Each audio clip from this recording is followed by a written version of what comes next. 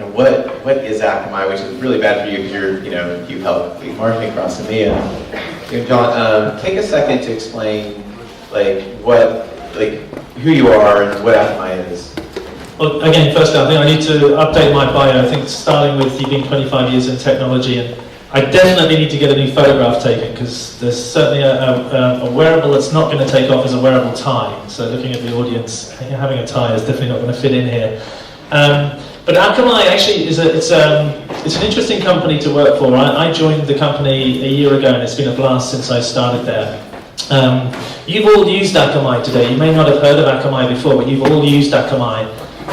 Each day we're delivering around 30% of all web traffic. So if the device you're carrying has updated its software today, or you've watched a video, or you've done some online shopping, you visited any major global brand, you've probably had that content delivered to you over the Akamai network. So in the 14 years we've been in existence, we've built out a global distributed network of about 160,000 servers around the world. It's arguably the largest distributed cloud infrastructure in the world that is kind of carrying that weight, is delivering, as I said, 30% of all web traffic each day. And it's growing. We did the World Cup recently. We worked with 50 broadcasters around the world to make sure that everybody could watch the World Cup games wherever they were. I got a classic photograph, actually. I arrived into Milan. It was during the World Cup, and Italy were playing. And I got into a taxi. And the taxi driver was with his iPad watching the Italian game whilst he was driving me to my hotel. And that was all possible because of Akamai. I'm not sure that's a great case study example to give, but that content was being delivered to him over our network. So there's a reason for this. I always have this MMFC principle, which is make me fucking care. And so one of the biggest reasons why people should care about this is there's this coming data apocalypse. And there are a few people that are out there that are really kind of fashioned to manage that. How many of you guys remember when the iPhone came out and it started just ravaging your network, just destroying it to bits, and you couldn't get a signal and you couldn't get it? Did you guys ever have that problem? I think it was the OT network here. For us, it was AT&T. That has to do with data management. And what I will say in my mind is that the amount of data that we're going to see with wearable technology, like hitting the network and going across, is scores in the 1,000 times more. Yeah, I think if you look at the evolution of the web, when it first started out, I'm actually unfortunately old enough to remember the World Wide Wait, which was as people started to increase the page load, putting images onto their websites, pages would take a while to load, and it was very frustrating. And that's kind of how Akamai came into existence. That's the first problem that the company set about solving. And then the next sort of major sort of disruption was online video. And so people started to want to watch video online, and the web was never designed for watching video, and still isn't, to be honest.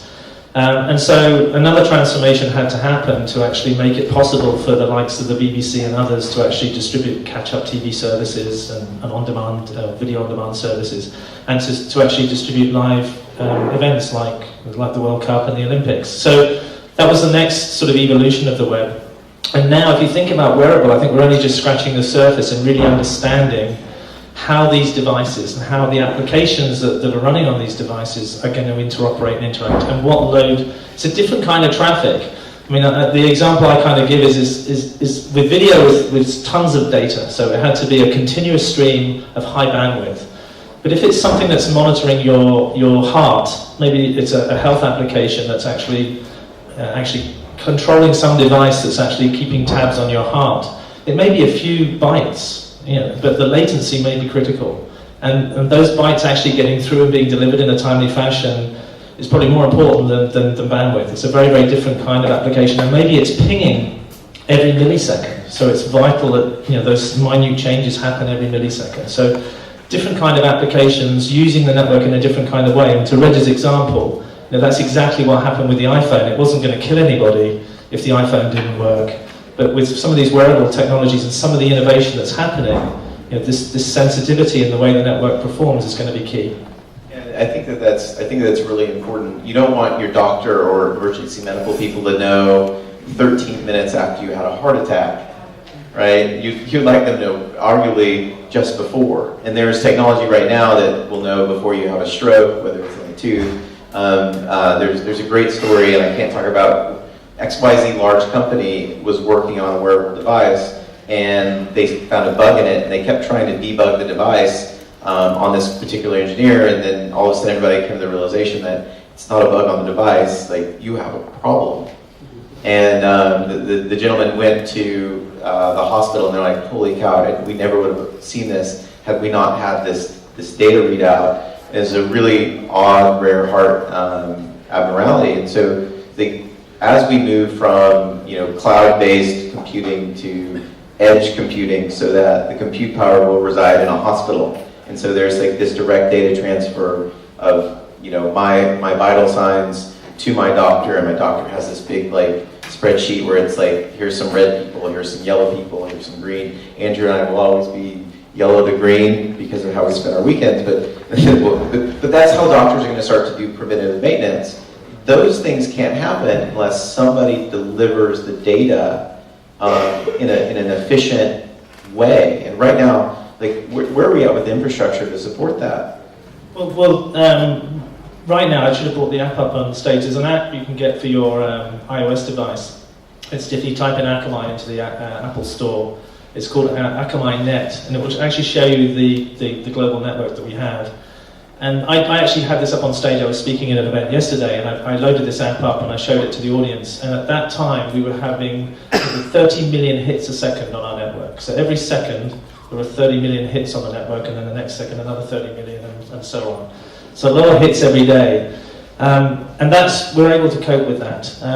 In terms of volume of traffic, the largest peak we've ever had on our network was around about 27 terabits a second, which in layman's terms is equivalent to around 3 million DVDs being distributed every hour. That's kind of a constant flow of volume of video.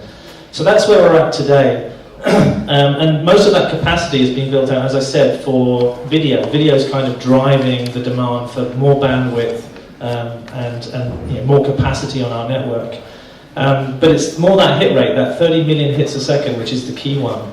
That's never been a concern to us. It's not really been a major issue, because if people are browsing, if people are watching videos, they're working at human speed. They're typing and hitting enter on their keyboard. Obviously that's changed a little bit with more automation with APIs, but still we're managing okay. 30 million hits a second we can cope with.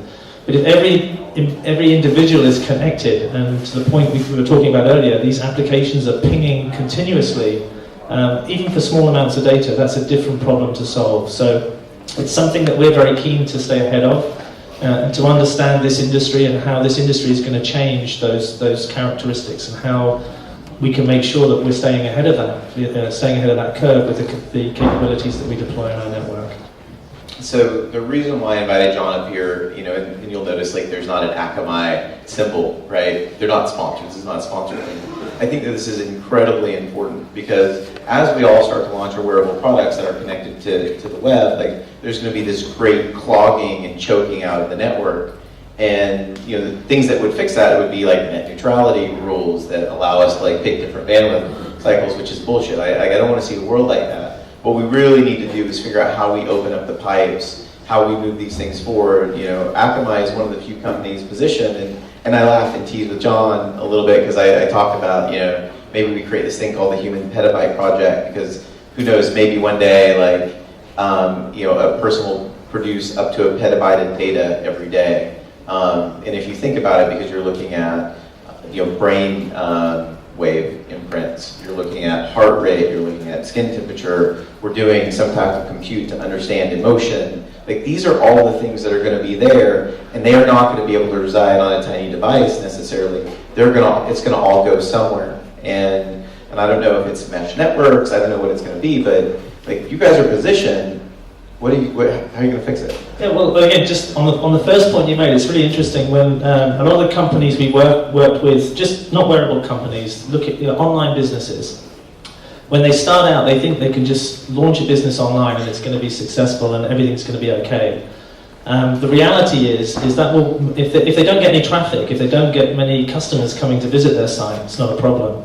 But if they're very successful and their site takes off, and maybe they go global and they've got an audience globally, that's when the web doesn't work the way that they think it's going to work, and they need to come to a company like Akamai. So for traditional online businesses, we've solved that problem. The problem that raises is an interesting, I think it's an interesting phrase, the human petabyte. Everybody in this room could be broadcasting right now. So we have a whole ton of data in our bodies, terabytes of information about everything that's going on within our bodies, and then if you extend that with sensors to everything that's going on around us, masses of information. And we could be streaming that live. We could all be individual broadcast stations actually streaming to the cloud this information continuously. It would look great graphically if you could actually put little streams going up from everybody in the room here with everything that's going on within your body right now, everything that's going on around you. But that's mega amounts of data. A petabyte is a lot of data. A petabyte is equivalent to roughly 13 years of HD video content. So probably in our lifetimes, maybe we would be generating around a petabyte of data. But again, if we're going to have networks that can cope with every single individual on the planet generating a petabyte of data and more during their lifetime, that's a massive amount of information. So something certainly to aim for.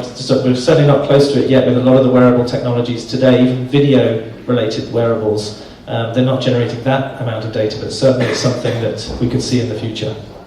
So borrowing also back on some of your carrier and telco experience, right? We understand that the models are really, it's like 1 gigabyte, per 15 pounds or whatever. I mean, there are different ways that they're looking at this. When we're rolling around and we're just generating gigabyte after gigabyte of wearable data, in your opinion, is the current infrastructure going to be able to provide and support that? And what are some things that you've seen them do to just even fix the AT&T / is it O2? Am I right? It's the big disaster that happened with that. What did you see there, and what's some of your hope for this in the future?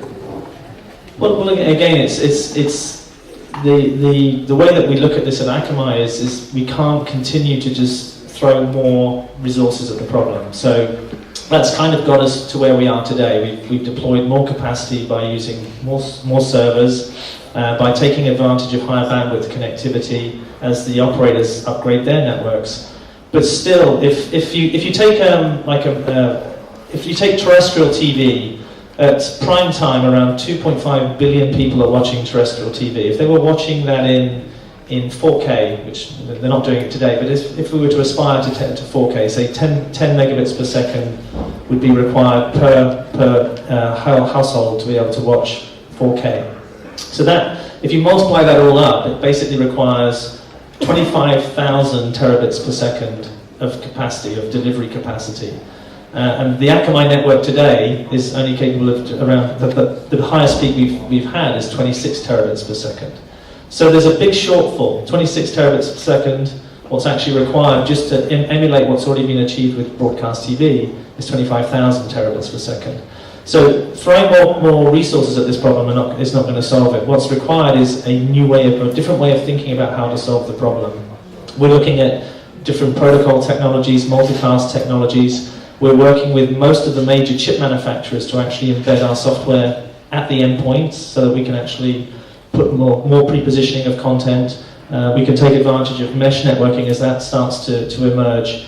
So we're looking at different ways of solving this problem rather than trying to throw more of the conventional resources at this. It's the only way really that the web will be able to scale to meet demand. Yeah, we're not going to be able to just start throwing up more and more towers anyway. I mean, that would make Alcatel happy in our own place. But well, so we've got enough time for like one or two questions from the audience. So I know that this is like, oh, why does the network matter? I think my biggest fear is right now to a lot of you guys, oh, the network doesn't matter, I'll get my product out, everything else like that. When it hits and the network matters, we will all be choked out until we can figure out how to solve this problem, which is why the Wearable World is trying to work so much with Akamai and others to figure out who's really going to come up with maybe it's a magic bullet or magic beams to go towers, follow that analogy. So anyone, go ahead. Yeah, I just want to how long do you really reckon we have? So if you've got